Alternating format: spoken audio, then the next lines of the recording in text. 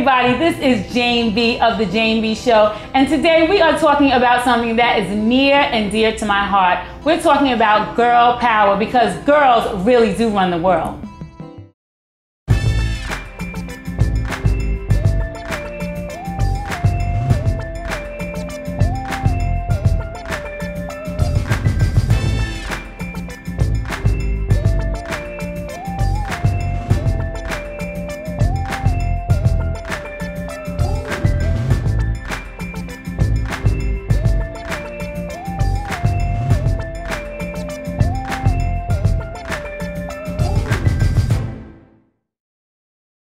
So joining us today to talk about girl power, we have the lovely Jessica Stiles. She is the founder and CEO of the Fab Network, a consulting firm that caters to helping students and professionals realize their passion. Next, we have the wonderful Megan O'Sullivan. She is the owner and operator of Tia's Place, a fashion and accessory boutique. We have joining us today the beautiful Mecca McKinney. She is the owner of Gypsy Leather Goods and Accessories. She's an author and a teacher and a fashion and lifestyle blogger. And last but certainly not least, we have the lovely Renee Daniel Flagler. She is the owner of Aspicon Media Inc. and she's an award-winning author of 3 acclaimed novels. So guys, we are going to talk today about something that I'm so incredibly passionate about. So incredibly passionate. And being in the room, I could see why, because I have like 4 amazing ladies with me who are doing amazing things and empowering other people to be amazing, especially young ladies, and men too, but especially young ladies. So we just want to just get right into it. We just want to talk about just embracing your power, and just not even just embracing it, because first you have to know you have power to embrace it. And I know for me personally, it's taken quite a while to really embrace it, because a lot of times when you are naturally gifted, when things come to you very easily, like things you don't even have to think about, like, you know, like be it writing or, you know, speaking or encouraging people, you just think, oh, everybody could do that, you know? And the truth is, everybody can't do what you're doing, you know what I mean? Because if everybody could do it, they would be doing it. But the truth is too, Jane, that even if people can do it, not everyone chooses to work hard enough and to stick with it long enough to do what you're doing.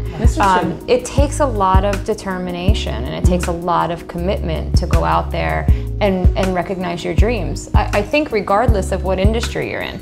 And I think a lot of times, you know, that's what you see is people. I think it also takes a lot of courage. Because people have it and they're afraid of, you know, uncharted territory. They're not sure. They assume that they're going to fail.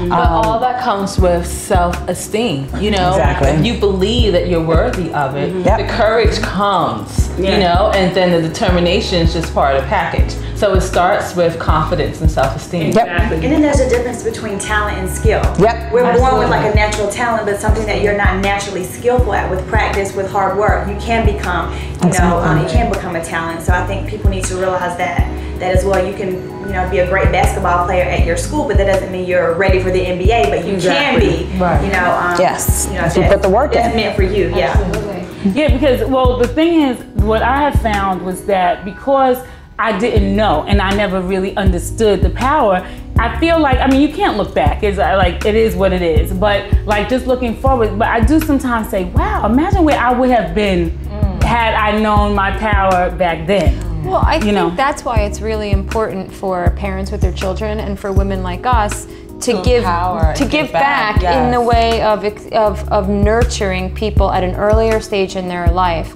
because absolutely people are born with certain talents. What they need is either the encouragement or the resource or that person behind them saying, it's not going to be easy, but you can do it, and don't let anybody tell you differently, you know, and help them along the way with guidance and encouragement. And the earlier I think people get that in their life, the earlier they realize that the power always lies in you to be happy. Always. Exactly. Always. And it's also a lot, maybe because I deal with words, I love words, it's also in the language.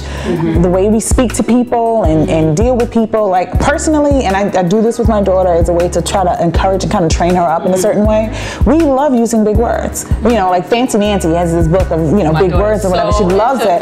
But I encourage my daughter to utilize these words because she does. But not only does it enhance their vocabulary, but it's a feel-good thing about it. Because it's one thing to say, oh, you're so pretty. But when you tell a little girl, you are beautiful, it's a world of a difference to them. Well, and then make them feel intelligent. Exactly. Beautiful and intelligent, you can't beat it. Right. You know, and you're not pretty and smart, you're beautiful and brilliant. Think about someone who knows that they're beautiful but feels stupid, or someone who knows that they're smart but feels ugly. Right. Exactly. Neither of those things will give you your power. You have to really put them together. You know, it is a balancing act because it's so funny. It's almost like, because that is not balanced, like you automatically assume if you see someone really, really pretty, that they're not going to be intelligent. And so when they do have that, it's like it blows your mind. You know what I'm saying? Because it's like, wow, how did she get that? You know, how about you already have it yourself? Exactly. You know? A lot of women are triple threats. I mean, I think it's just we're kind of trained up to make sure that we take care of the household. Now more women are working, so we need to be successful in the business world. And then we also need to make sure that we're still looking fly. So women, you know, just by nature have to make sure that every area of our life is taken care of. And I think that's another part that makes us so special as women. Exactly. Exactly. Well, you know, something too that I'm always just aware of as well is with men. One thing I notice with men is that men always make sure that they do what they want to do.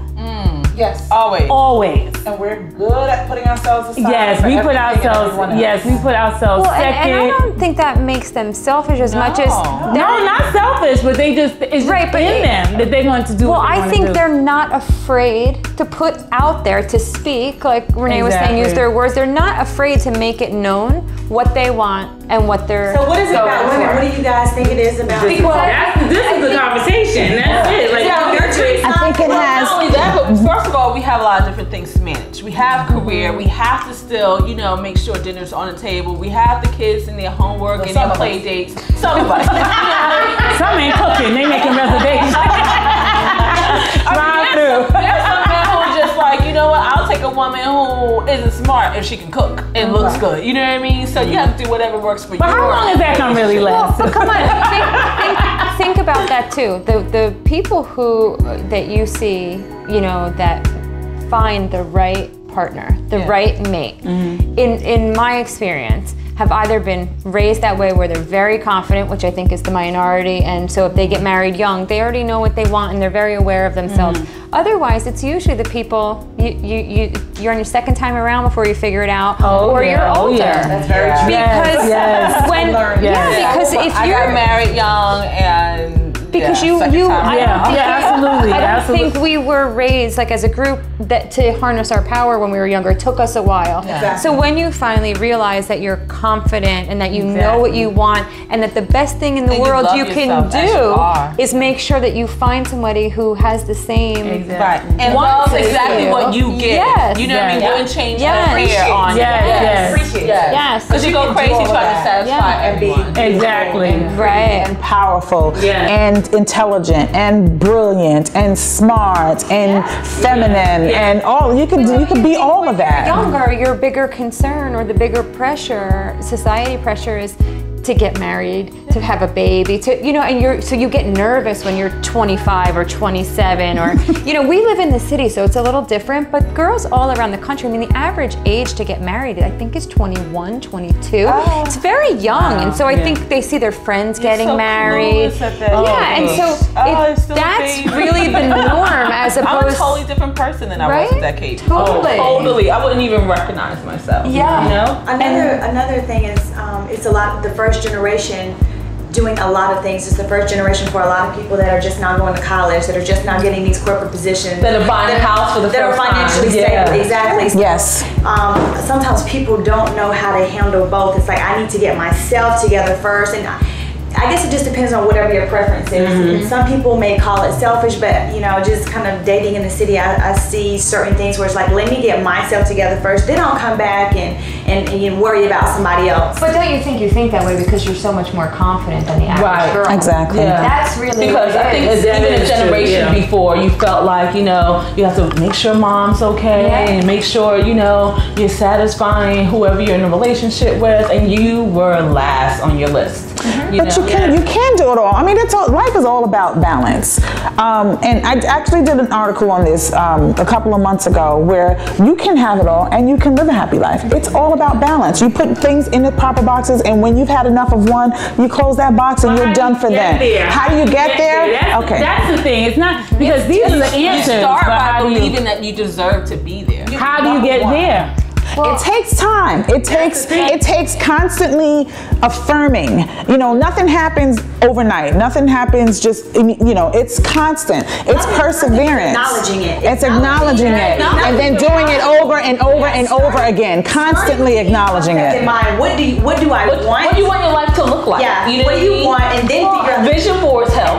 But where do young girls get their aspirations from? I think is like, see, we're all grown women and we know how we got there, but when it's really, really intricate in how a young girl's forming her future when she's, you know, a young teenager, 11, 12, 13, 14, 15, where are they getting their aspirations? Who are they watching? Are they watching, I don't mean to, you know, are they watching someone in their lives? Right. And so, but are they around women like us who tell them you can do anything? Exactly. I'm the boss at work. Right. You know, I'm the this, I'm the that.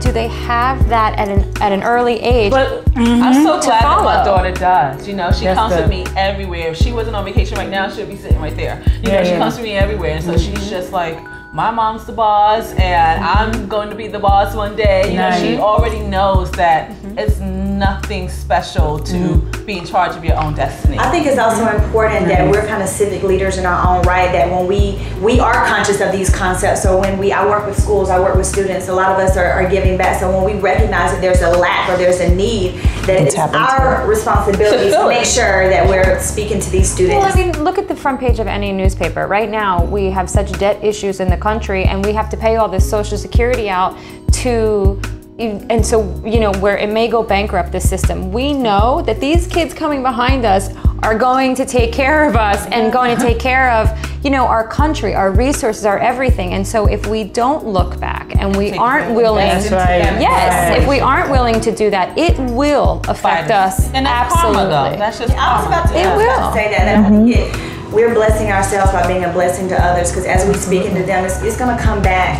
That's how it's supposed to be. We are blessed to bless others. We're not blessed to harbor our blessings, hold on to it and keep it. We're given so that we can give, and that's how the kingdom works together as a whole. Well, and I think it's the positive negative. What you put out is what you're going to attract back. You're either going to be around positive people or no. Exactly. So we're just going to, you know, take a pause for the cause.